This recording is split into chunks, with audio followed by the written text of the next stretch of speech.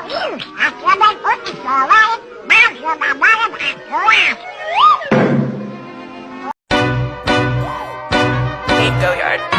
got so much motherfucking design on right now. Break it down, bring it back, make it clap. I got 3 old thoughts, new block, where that thing. Bitches on my line, and you know.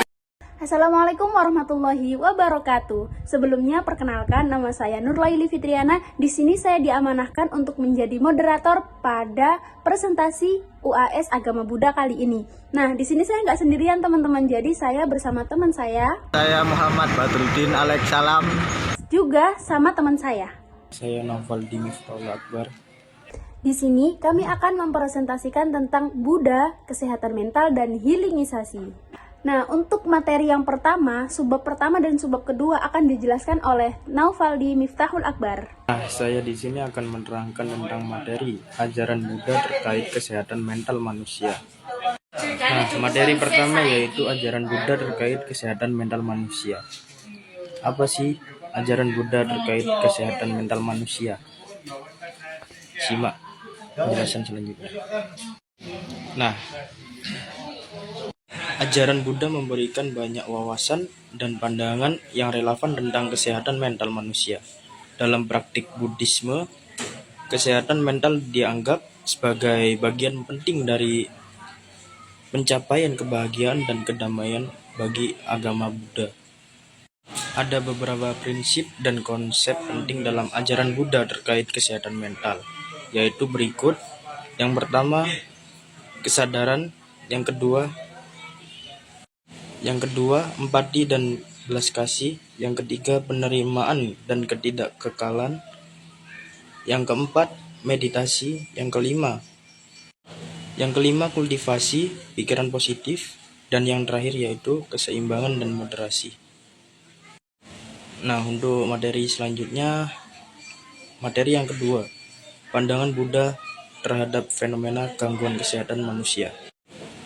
Nah, dalam ajaran Buddha atau agama Buddha, pandangan terhadap fenomena gangguan kesehatan manusia didasarkan pada pemahaman bahwa kehidupan manusia terikat dengan penderitaan atau ketidakkekalan pada manusia tersendiri.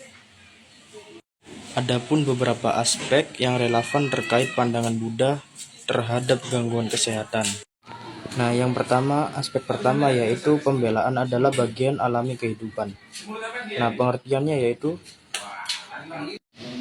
Buddhisme mengajarkan bahwa kehidupan dipenuhi dengan penderitaan termasuk sakit, pertuaan, penyakit, dan kematian. Yang kedua, aspek penyebab penderitaan. Menurut konsep Paticcasamuppada atau rantai timbal balik tergantung menjelaskan bagaimana gangguan kesehatan dan penderitaan lainnya timbul sebagai hasil dari keadaan mental dan tindakan ataupun kondisi fisik. Aspek yang ketiga yaitu karma. Konsep karma yaitu hukum aksi dan reaksi tindakan yang dilakukan di masa lalu dapat memiliki dampak pada kehidupan saat ini, termasuk kesehatan kita.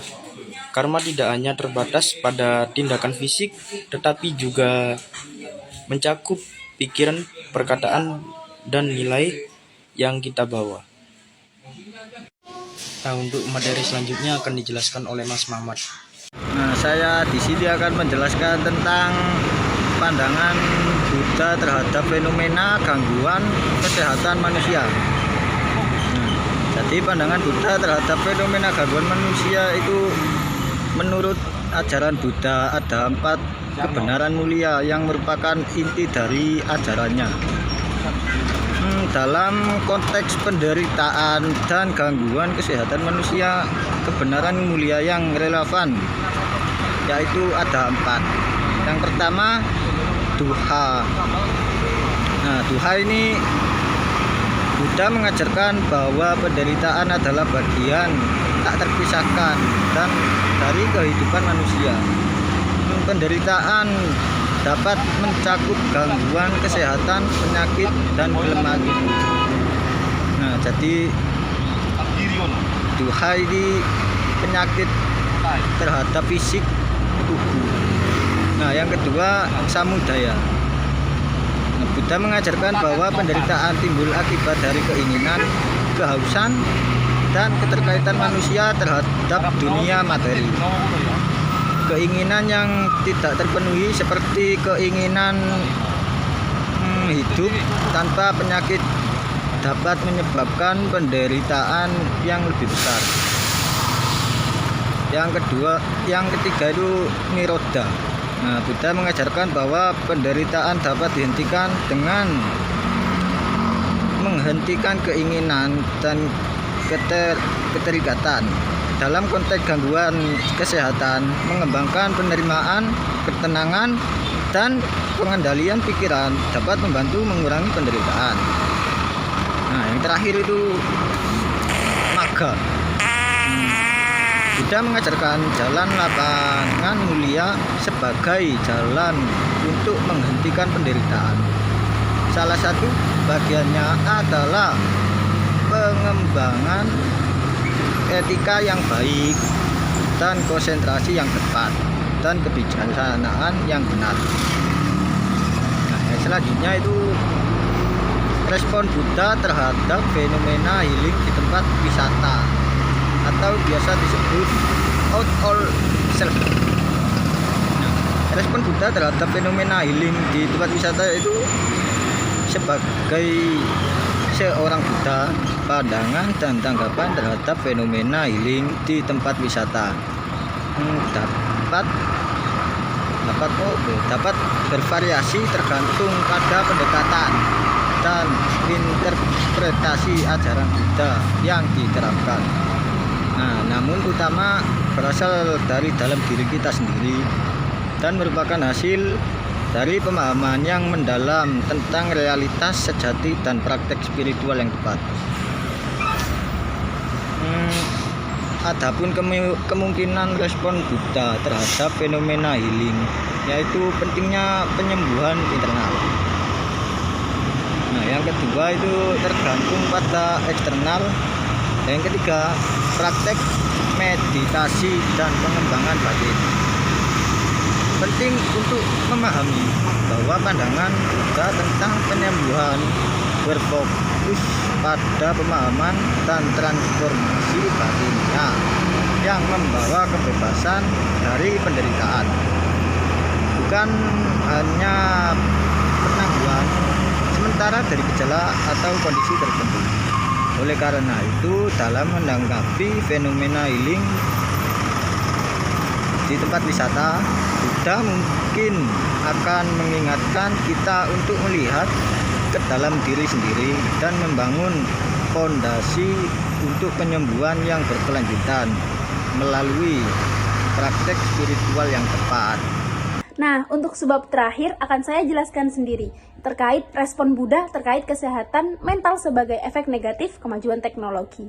Jadi, berdasarkan ajaran Buddha, kemajuan teknologi dapat memiliki efek negatif pada kesehatan mental, teman-teman. Salah satunya peningkatan ketergantungan kita terhadap teknologi, perangkat elektronik. Jadi contohnya media sosial yang mengarah ke gangguan perhatian dan kecemasan lebih tinggi. Media sosial pun seringkali memperlihatkan kehidupan yang tampak sempurna dan lebih menarik. Padahal sebenarnya tidak seperti itu. Jadi menimbulkan ketidakpuasan dengan diri sendiri. Itu yang dapat mempengaruhi kesehatan mental. Jadi, kemudian bagaimana menghadapi dampak negatif kemajuan teknologi terhadap kesehatan mental? Ajaran Buddha sendiri itu menekankan pentingnya kesadaran diri dan kebijaksanaan.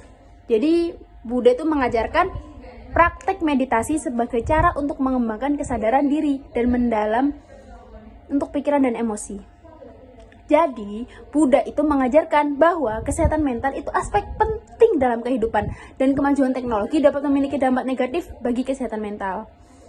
Namun, dengan meningkatkan kesadaran diri dan mengembangkan kebijaksanaan dalam menggunakan teknologi, kita dapat mengatasi dampak tersebut dan menjaga kesehatan mental. Seperti itu.